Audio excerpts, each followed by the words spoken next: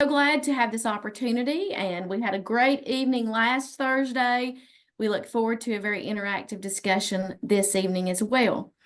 As we begin this week's discussion, I thought we might just spend some time recapping the overview in relation to giving and tithing, the importance of saving for an emergency fund, reviewing the 5 steps to creating a budget, and then, of course, we'll focus on living on purpose and assigning every dollar a purpose and a job to do. So with that, I just want to define for each of you and just remind that generosity is defined as a virtue or a quality of being kind, being unselfish, and giving.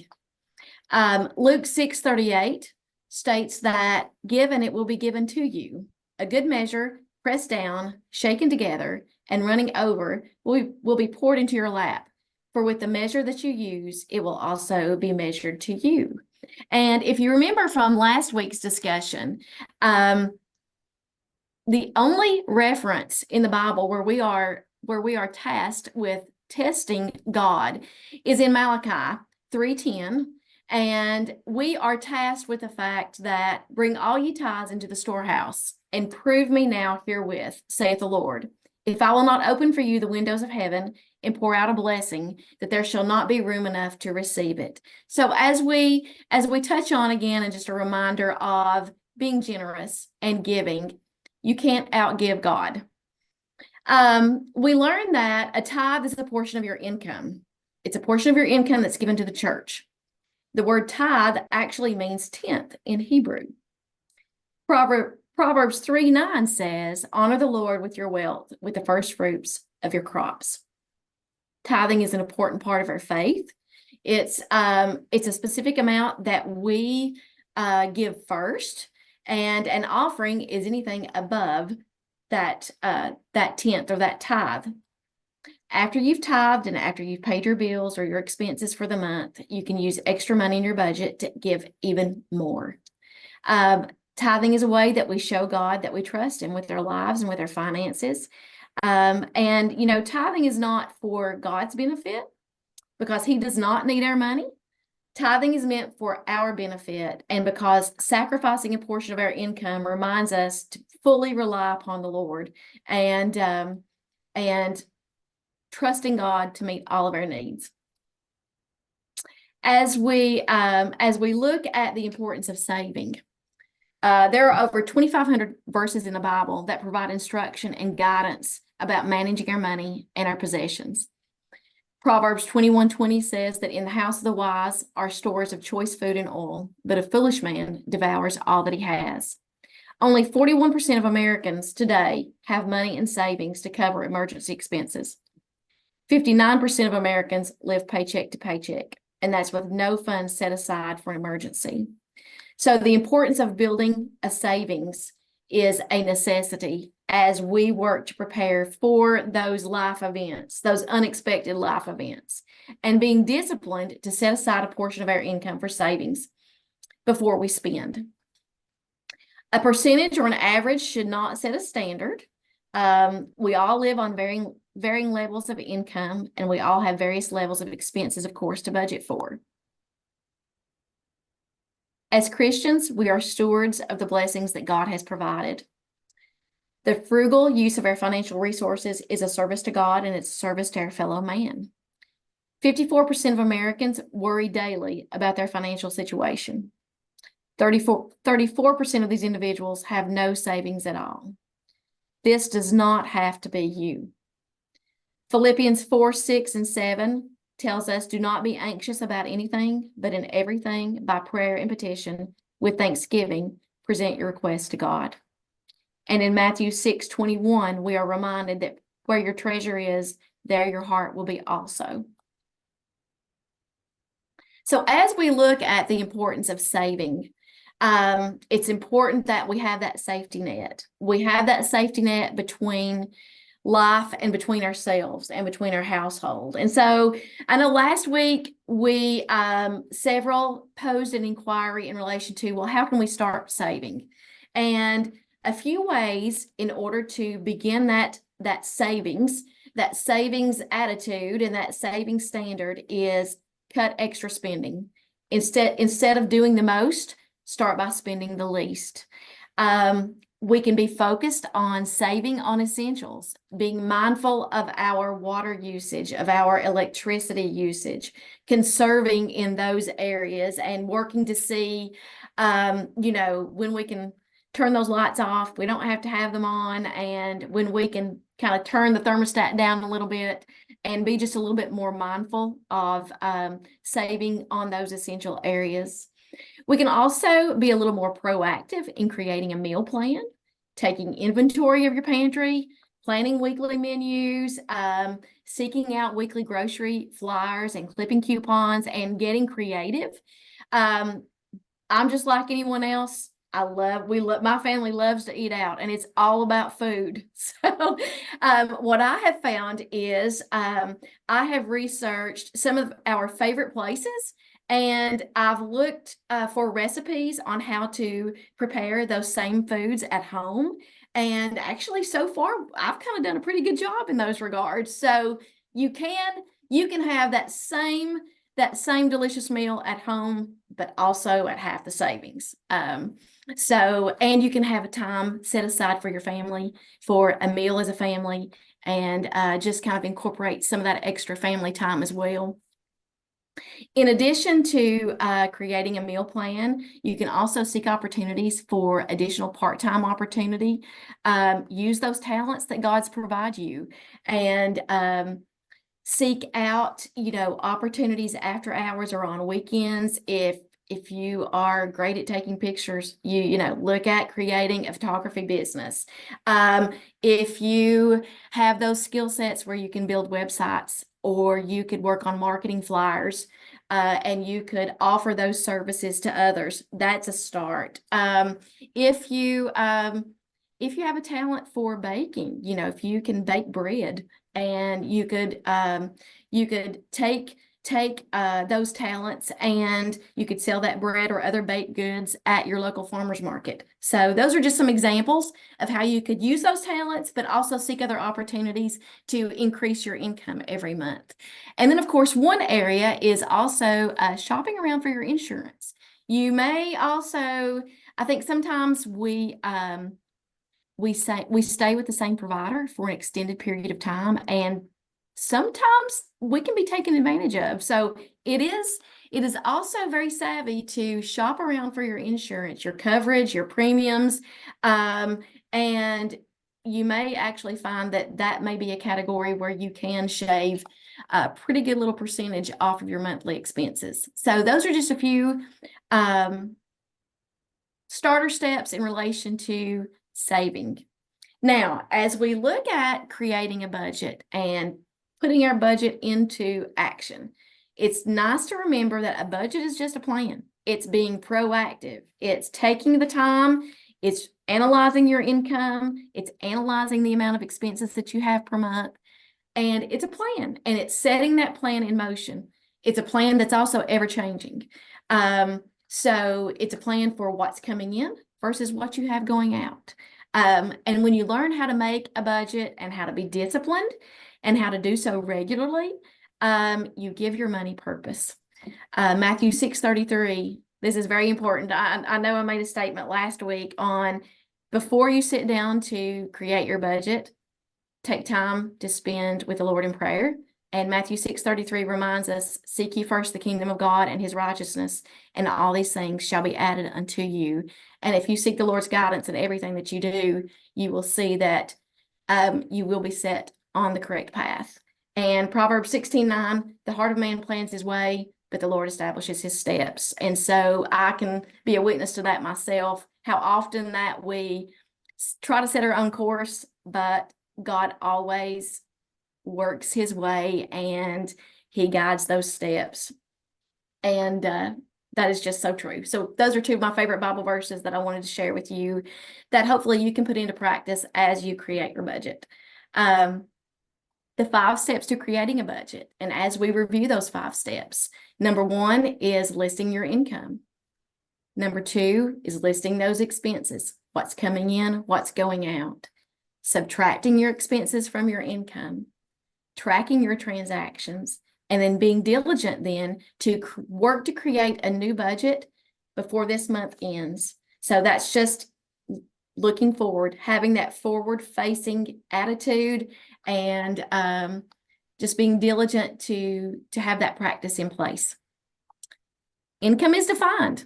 Income is defined as any money that you plan to receive on a regular basis for work that is completed or that is received through investments. Your total earnings in the form of wages and salaries, investment income, pension distributions, Social Security, and or other receipts. For example, your normal paychecks, any extra money that you may receive on the side as you use those talents, and that you have relied upon and can continue, that you can continue to rely upon. So that's very important as we look at income and evaluating those sources of income and the reliability of that income. As we look at expenses, now that you've planned for the money coming in, we now must plan for what is going out. Being sure to set aside money for giving first, of course, being focused on having that mindset of generosity and giving back to the Lord first, having that mindset of budgeting for your savings goals and your emergency fund, but also, and just as crucial, making sure that you've covered all of your four walls: your food, your utilities, your shelter, and your transportation. So those are very crucial areas. Then we're going to subtract our expenses from our income. So it's time that we sit down, it's time that we do the math. This number should always equal 0, meaning that you just created a zero-based budget. A zero-based budget means giving every dollar a job to do, living on purpose. Every dollar is accounted for and every dollar has a purpose. And you may find out that those dollars may have different purposes from one month to the next. So those dollars may have a various amount of different jobs that they'll be tasked with. And step 4, it's tracking those transactions. It means being accountable and holding every dollar accountable for every dollar that is expensed throughout the month. So as you buy gas, then you need to make that deduction from your fuel or your transportation fund. As you pay your electric bill, deduct that expense from your utilities category. If you see that your bill is higher than what you had budgeted for, then we know that we need to tweak our budget and we need to maybe deduct the extra amount from another line item or from another category in order to make up for it. So it's staying accountable, it's keeping from overspending, it's staying on top of that budget, and it's learning how to adjust our spending habits. In addition to that, while your budget should not change that much, we do need to be aware that no 2 months are exactly the same.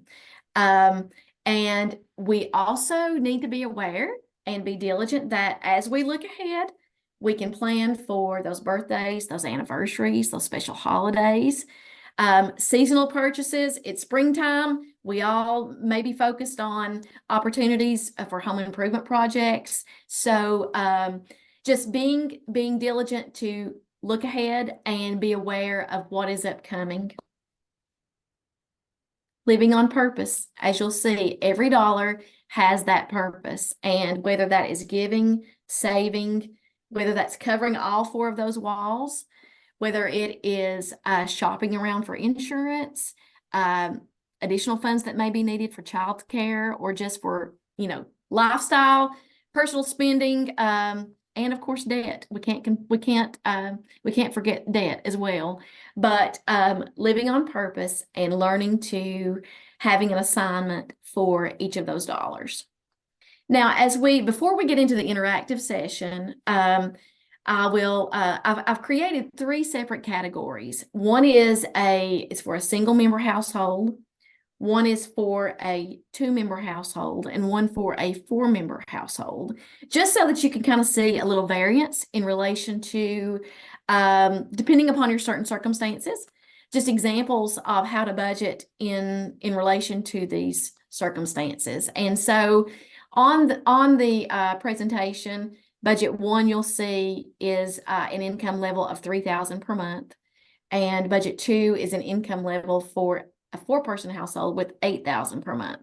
And so you can see this is an example, whether you track your expenses and track your budget through an online source or through a mobile app, or even if you just sit down on good old pencil and paper, you can kind of see how you need to, the order in which you would itemize your transactions, and always see the reference that it should come to zero. You've created that zero-based budget to where every dollar has an assignment. So as we get started, I want to encourage each of you that if you are in front of your PC or if you are in front of your mobile device, take a few minutes and either download the app or access the login page from the Dave Ramsey website and the Every Dollar website and or page, so that we can all go through this together. And we're going to keep our fingers crossed now as I switch screens that everything goes just as it should, and hopefully just as we have planned. And let's see here. Share, and I hope everyone can see my login screen. So I'm going to log in really fast.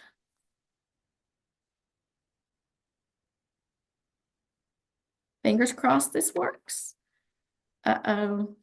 Let me refresh my screen. Technical difficulty. That just gives you a little few extra moments.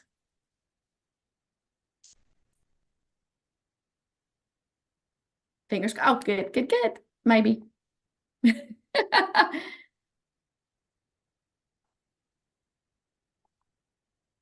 Okay. Just a few moments, please, guys.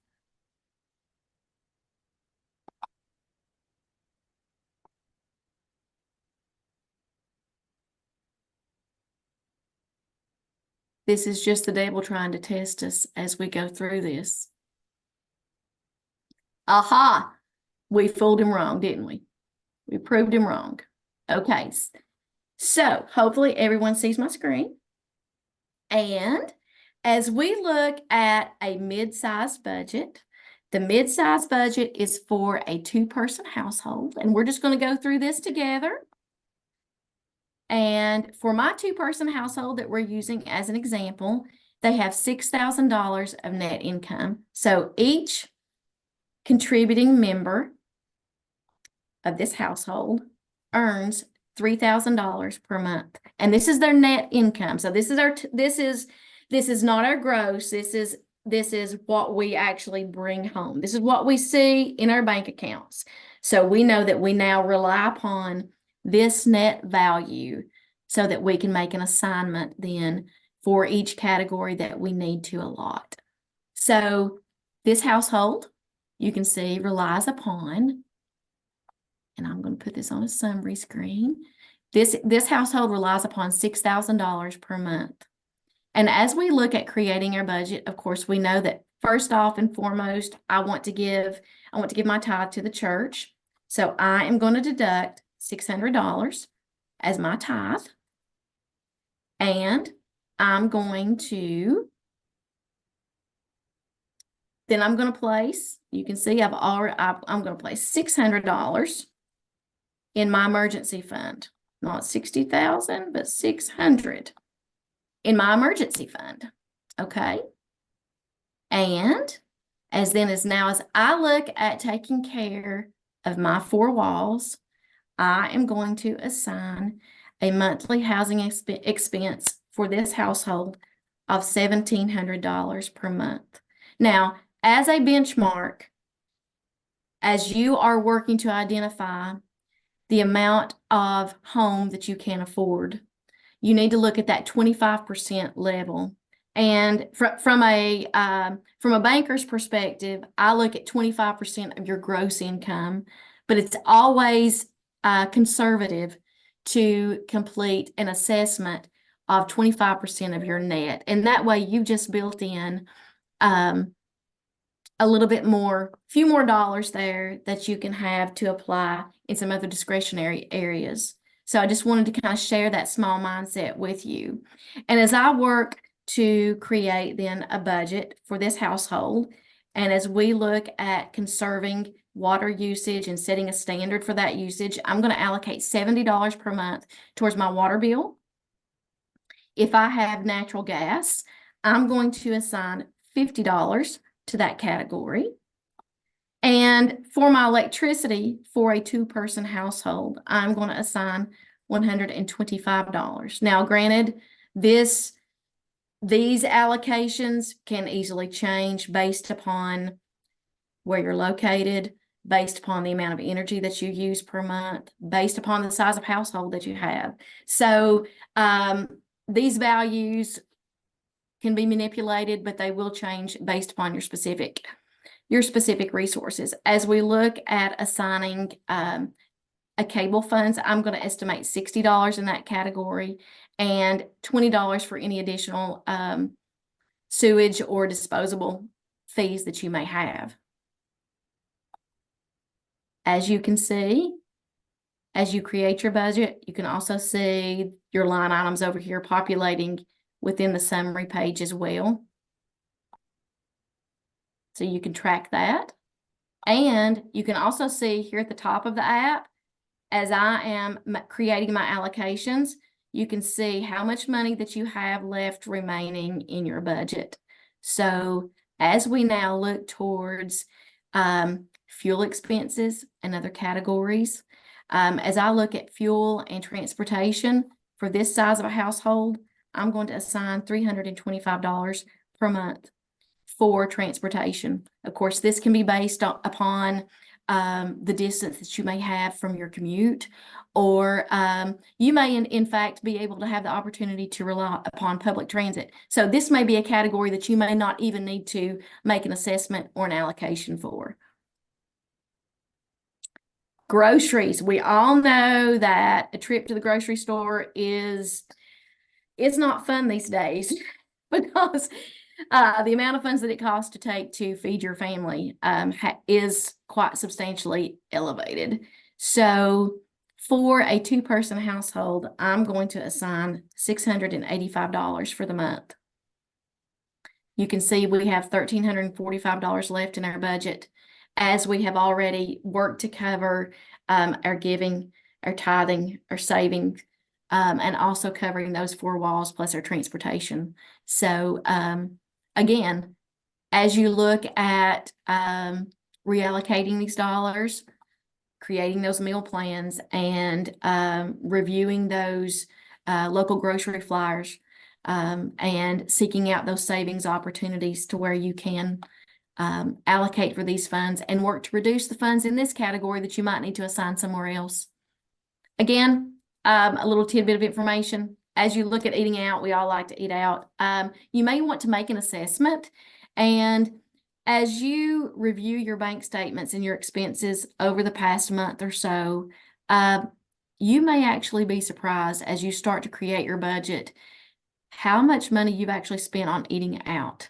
And so this may be a category that, I might can cut back on a trip to Pizza Hut, or, a trip, a special, and just reserve those extra funds and assign those for special occasions. But that can eat up a good portion of your expenses as well. And then too, you may find that as you do get creative and you fine tune those same recipes, that will create an even more meaningful opportunity for your family at home. We're going to look at lifestyle. And again, these are very fluid.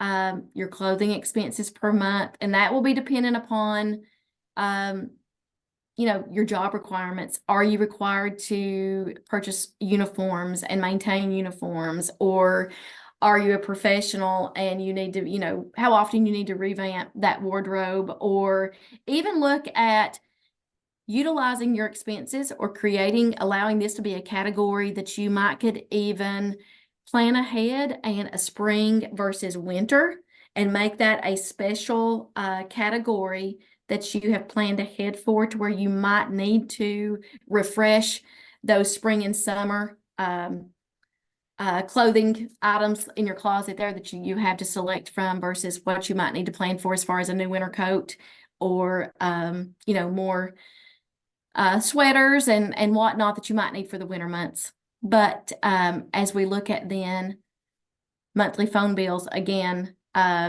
this could be another category that you could also shop around for services, whether you you can have a family plan, whether you use Straight Talk, whether you can purchase minutes. There's several other opportunities that you can explore in relation to even cutting down on those dollars that are assigned towards supporting your mobile device. And for many of us, that's kind of supporting our lives too. That's kind of supporting our lives as well, in a way. Depending upon your budget, how much that you have to assign for discretionary items. And then, of course, for any type of cosmetic, and then any other type of special prescriptions that you may have.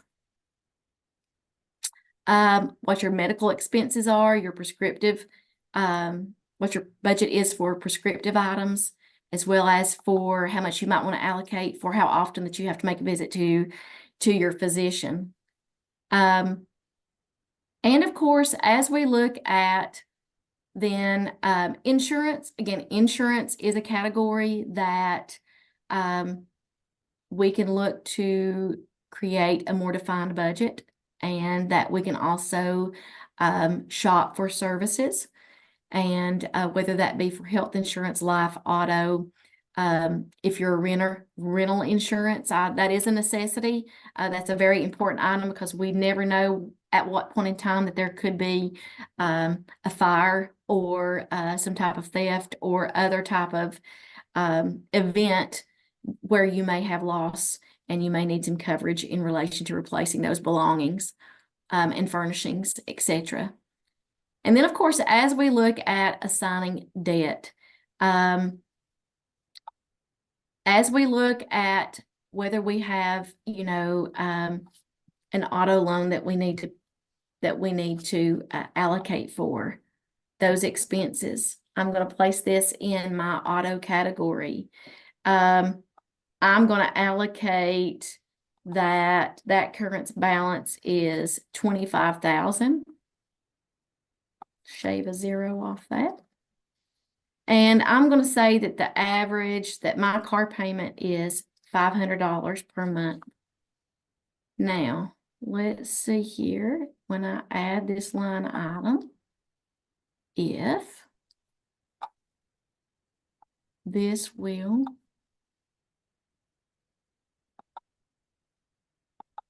did not retain it. And hopefully you all are seeing that from the mobile app, or from your PC, that it is very user-friendly. It's very straightforward. I hope you're going through this and making adjustments that are applicable to your own personal circumstances. And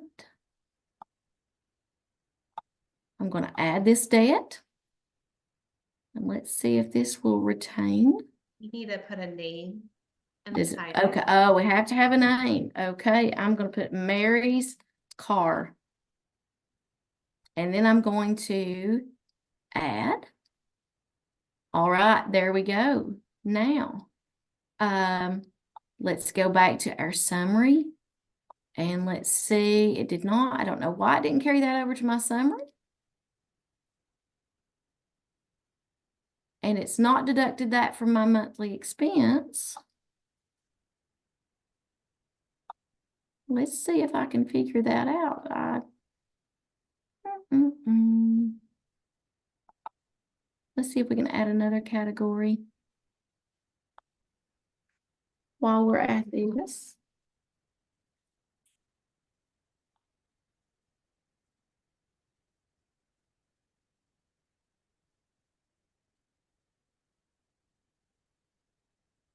So that should leave me with approximately $845. And let's say that I have a small credit card.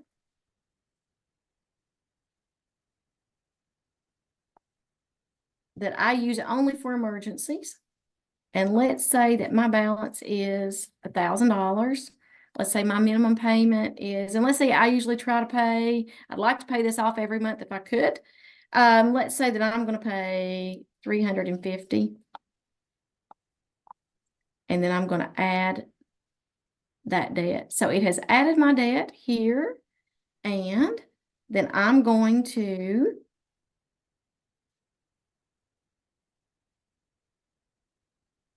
that's going to leave me with $495.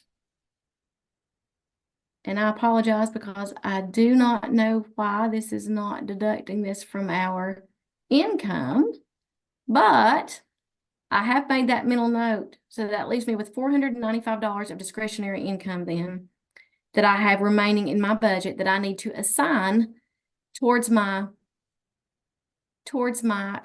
allocation. Does anyone have any questions as we go through the exercise at this moment? And I'm going to look in the chat box just to see. I'm going to refresh my screen. I'm going to use Allie's recommendation here. And I think Wanda's the correct answer. She's saying you have to put it in the plan box. In the plan, okay. So if you scroll back to the debt section, there looked to be a field for. All right, let's try that. Okay. And plan. Okay, let's do this. Let's go here. Paycheck planning. Let's test it. Let's see. Okay. Oh, there you go. So that top field, if you put, I think this one is $500 in this example. Yes. Thank you, Allie, so much. Thank you, Wanda. Hey, Thank you, Wanda. Thank you, Wanda. Yes. And let's see now.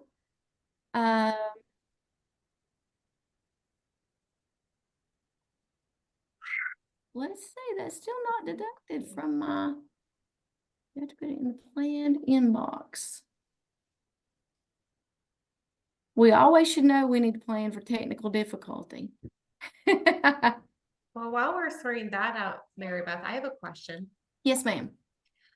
So if I have a irregular income, how can I best prepare my budget to reflect that? If you have an irregular income, so let's state maybe you work off of commission or some other type of non-traditional source, what I would recommend is collect your bank statements over the past at least 2 months, probably 3 months, maybe even 6 months if you have that available to you as you begin to create your budget. And I would create an average over the course of that span of time, one that you feel confident that you can rely upon. And that would be my best level of advisement as you seek to create a value that you can depend upon. And I would use one that's conservative and start from that set point. What other questions, Allie, that you may have or that others may have?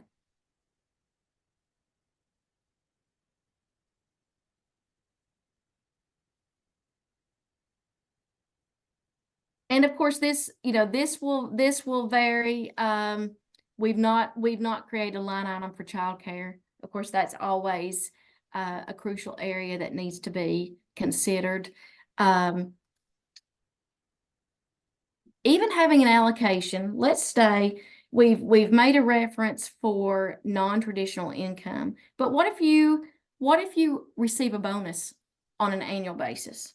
And let's say that you want to begin to be able to define and provide a purpose for that annual bonus and assign those dollars. I would create a category and I would have a plan for putting those extra funds into a purpose, whether that be for, a special large item purchase that you'd like to make, whether that be for a down payment. whether that be just set aside as part of your emergency funds. I know last week we touched on creating the emergency fund. We do advise that you start with a goal of $1,000. And typically, once you've reached that goal, be very proactive to meet that goal. If you have debt outstanding after you've reached that that initial $1,000 goal, if you have debt that's outstanding, I would begin at that point in time, then assign those extra dollars towards reducing that debt. Once you've reduced your debt, then you can be able to continue to build that emergency fund to where you have allocated anywhere from a 3 to a 6 months point in time that would cover your expenses if you were to be or experience an event that would inhibit you from being able to work, to where that you would not have to worry about those being able to meet your essential needs. Any other questions as we look at utilizing our budget and assigning those dollars or reassigning those dollars? I'm looking here in the chat just to kind of review everyone's comments. Programs where you can become a preferred partner, whether that be through Food Line, their MVP program, whether that be through, I think Food City and other national chains have specific opportunities where you can receive reductions in your expenses. I do encourage you to seek out those opportunities. And